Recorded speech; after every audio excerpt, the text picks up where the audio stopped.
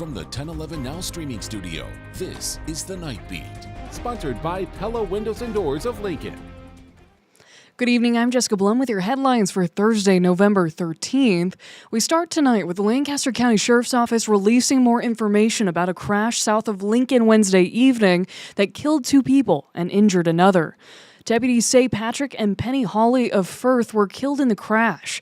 They were in the car that collided with a pickup near Highway 77 and Firth Road. LSO says the crash pushed their car into a ditch while the pickup remained on the road. They say Patrick was dead at the scene and Penny later died at the hospital. The driver of the pickup was taken to the hospital for minor injuries. It's unclear yet if any citations will be issued. One person was taken to the hospital after a fire in southeast Lincoln Thursday morning. LFR was called to a home near 84th and Old Cheney Road around 9:45. One person in the home was able to get out with their pets. According to LFR, crews found the fire near a furnace room and heavy smoke in the basement. They were able to control the blaze in about 15 minutes. The one person who was in the home was taken to a local hospital, and LFR estimates total damage at around $80,000. SNAP recipients, you should check your balance. The Department of Health says some funds withheld at the start of this month should be now added to your EBT cards. Late last night, President Trump signed a bill that would fund the federal government until the end of January, effectively ending the longest government shutdown in U.S. history. Here in Lincoln, Thursday afternoon, the Department of Health and Human Services says they have issued some SNAP benefits to recipients. They have heard, and we have heard from viewers who have posted snapshots to social media that their EBT cards have received some benefits, each mentioning that they receive varied amounts compared to what was regularly sent to them. DHHS says they are, quote, committed to delivering these remaining funds to Nebraskans as quickly as possible, adding that they are in direct contact with their federal partners to better understand how to follow through on that commitment. The department says they hope to share any potential updates soon. As of today, the government shutdown is over, but some are asking at what cost? Tucked inside an amendment passed by the Senate is the potential end to the billion-dollar hemp industry. Anthony D'Agostino spoke with a local smoke shop owner to see how this would affect her business. To Sarah Linden, the owner and founder of Generation V and Grateful Green. Her business was a way to help people who are suffering, and this new law, she says, might completely shutter her Grateful Green stores. We will be lucky that we will not have to close entirely. And we will try to find other ways to expand to maintain as many jobs as we can, but there's 1,600 jobs reliant on the hemp industry in Nebraska that will be lost. According to the bill signed by President Trump, hemp products cannot contain more than 0.4 milligrams combined total per container of THC or any other cannabinoids that have similar effects to THC. It also bans cannabinoids that were synthesized or manufactured outside of the plant, like Delta-8. Nebraska lawmakers claim the 2018 Farm Bill created a loophole allowing for the sale of psychoactive THC substances such as Delta-8. It made it possible for hemp to be able to use this loophole to create these products that actually get you high. That was not the intent of the bill. Attorney General Mike Hilgers has been at the forefront of previous legislation in Nebraska aimed at banning those products as well. He said in a statement, in part, quote, "The federal action will shut down the market for harmful THC products, leaving the larger industrial hemp market untouched. This action is enormously important for the safety of kids and communities." But experts say this might affect more than just Delta-8.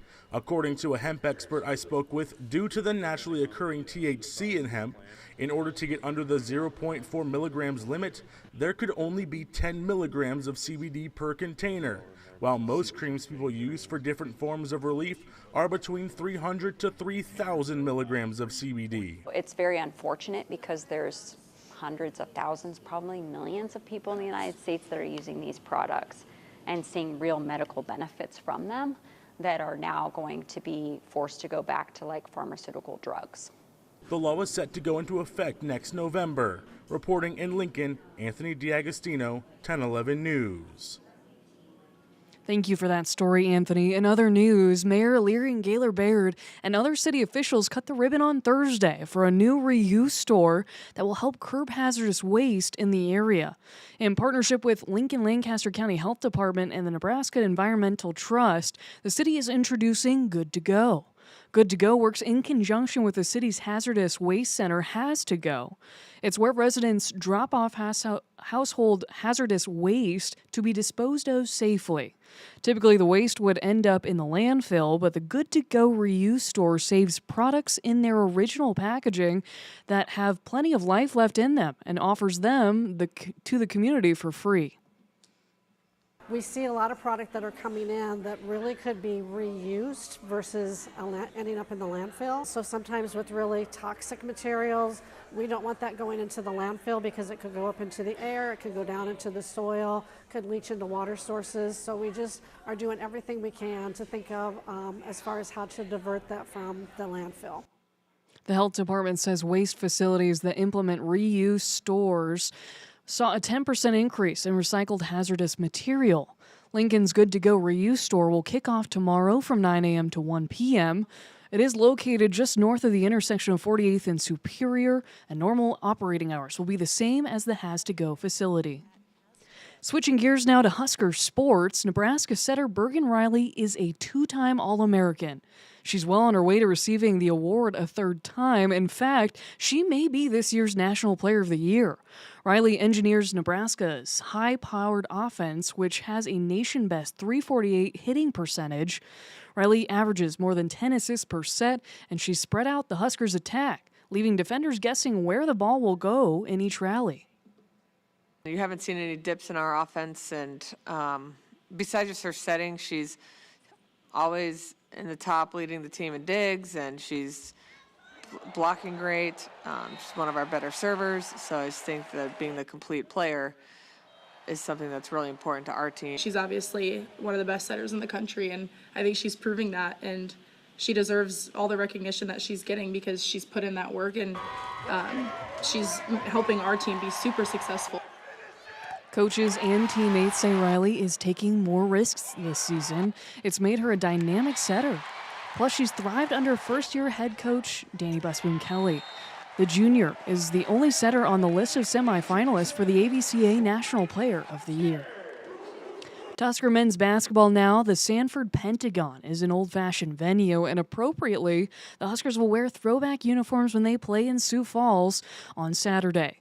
These are the jerseys you're looking at, replicas of Nebraska's 1996 season in which the Huskers won the NIT. Those are amazing. I got to see them a couple weeks ago. We did that photo shoot, so been just waiting for it to be posted, but those are next level. A great venue. It's obviously, our fans love it up there, and we've had two really good atmospheres and environments, and we're expecting another one on Saturday. Nebraska will be the home team in this one, taking on Oklahoma Saturday night with tip-off at 6 p.m. on the Big Ten Network. Finally tonight, and rounding out your night beat, is a check of the 7-day forecast. Certainly warm tomorrow, the warmest day of the week in what we've deemed a top 10-11 day. We will likely break records for the date, dating back to 1990 here in Lincoln and for many spots really across the state. Still warm into the weekend for this time of the year with the 60s, but as you can see, next week more of an unsettled pattern is expected to develop with chances for rain, and we're keeping an eye on maybe the potential for a little snow mixing in for some areas, so stay tuned to the latest forecast on 1011now.com as well as on our 1011 weather app.